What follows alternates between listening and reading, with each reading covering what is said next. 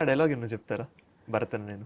అది ఆయన చెప్తేనే బాగుంటుంది అంటే ఆయన రెండే అంటే ఆయన అడిగే క్వశ్చన్ ఉంటుంది కదా, ఏంటి సార్ ఇలా చేస్తున్నారు, ఎవరినైనా సంప్రదించి చేశారు అవును. లేదంటే మీ అందరు మీరు ఆలోచించి చేశారా, అసలు ఎలా నిర్ణయం తీసుకున్నారు సార్, ఈ ఫైన్లు ఎలా కడతారు సార్ అన్నట్టు అంటారు. కరెక్ట్.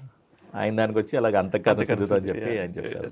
అంటే ఇంటెన్స్ బాగుంది. యా మీ ఇప్పుడు కూడా అది ఇన్ఫాక్ట్ నా కాలర్ ట్యూన్ అదే ఆ డైలాగ్, మా ఇద్దరు డైలాగ్ ఉంటుంది అది. సో అదే నా ఏంటి ఇప్పుడు ఎన్ని సినిమాస్ వచ్చినా ఎలా వచ్చినాయి, ఇప్పుడు ఫర్ ఎగ్జాంపుల్ కోర్ట్ వచ్చింది, ఈవెన్ దెన్ అందరూ అంటారు సార్ కోర్టు బ్రహ్మాండంగా సార్, కానీ మీరు శుభోదయం సుబ్బారాయ్ సార్ అంటారు. అలాగా కొన్ని పేరే మార్చింది కదండి.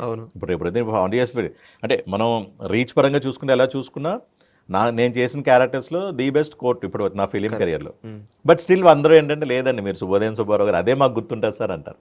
కొన్ని అలా ఉండిపోతాయి ఐడెంటిఫికేషన్ మార్క్స్ అనేది. సో దానివల్ల అలాగా కొన్ని వెయిట్ ఉన్న క్యారెక్టర్స్ అని నాకు ఆఫర్ చేశారు.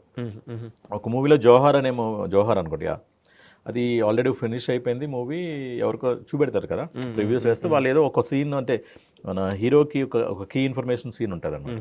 అంటే అది మోటివేట్ చేసి అది లోలో ఉంటే మోటివేట్ చేసి నార్మల్ లెవెల్స్ తీస్తాడని వేరే ఆర్టిస్ట్లో షూట్ చేశారు. బట్ ఎవరో సజెస్ట్ చేస్తున్నాడు అది ఇంకొద్దిగా మీకు సాలిడ్గా చెప్పేవాళ్ళంటే అది మళ్ళీ రీషూట్ చేసి అదే చెప్పచ్చు.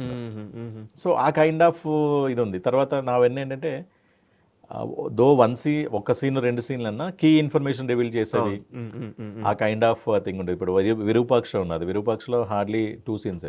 ఓకే, సాయి ధరమ్ గారికి ఆ ఫ్లాష్ బ్యాక్లో ఏం జరిగింది అది రివీల్ చేసే ఇన్ఫర్మేషన్ ఉంటుంది.